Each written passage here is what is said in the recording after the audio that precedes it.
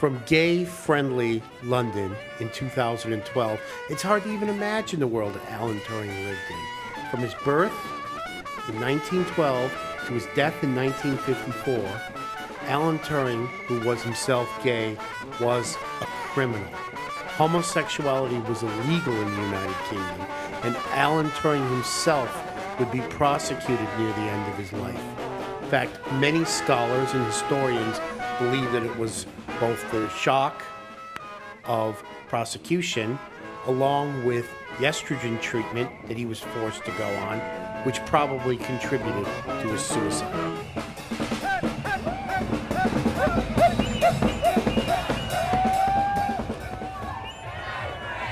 What's interesting about the Gay Pride Parade in London in 2012 is the presence of computer-based companies like IBM, Google, and Microsoft, whose gays employees join the march and carry the company logos. This is an interesting double tribute to Turing, a man who all his life was forced to hold his homosexuality secret and ultimately was prosecuted for it, but also a man who more than any other man of his time can be said to be the creator of the modern digital computer.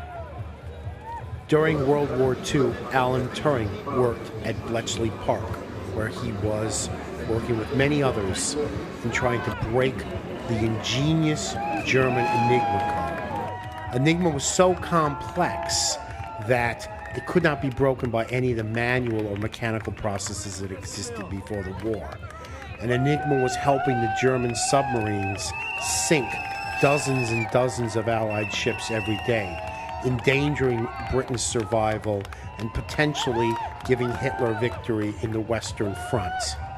But Alan Turing applied his mathematical principle and his ideal of computational numbers to create a new device, what we now call a Turing machine, a computer that would be called Colossus.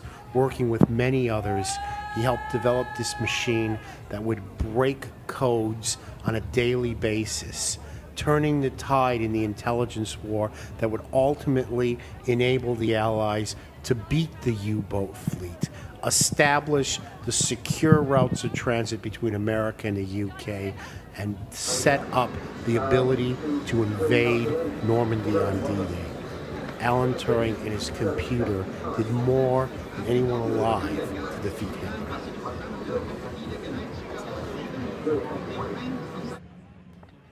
After the war, Alan Turing went to the University of Manchester, where he worked on the ACE, an early prototype of a digital computer. This may have been the first functional digital computer ever developed. Unfortunately, Alan Turing's work would be cut tragically short. In 1952, he was involved with a local man in a gay relationship. When his house was burglared, Alan Turing naively informed the police that he believed he knew who had done it because his gay lover had tipped him off. This led to a prosecution. Alan Turing was given the choice of time in prison or doing a year of estrogen treatment.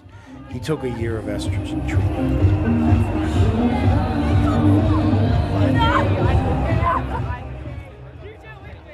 In 1954, Alan Turing most likely committed suicide by spraying cyanide on an apple and taking a bite out of it, which is often attributed in the myth that has evolved around him as a tribute to one of his favorite movies, Snow White and the Seven Dwarfs.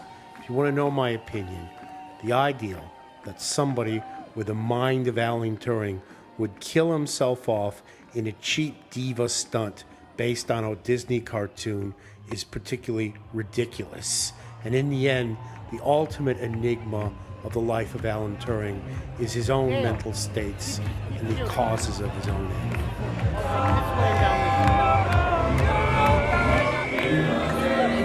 Even if nobody else sings along, make your own kind of music, sing your own special song, and make your own kind of music, even if nobody else sings along.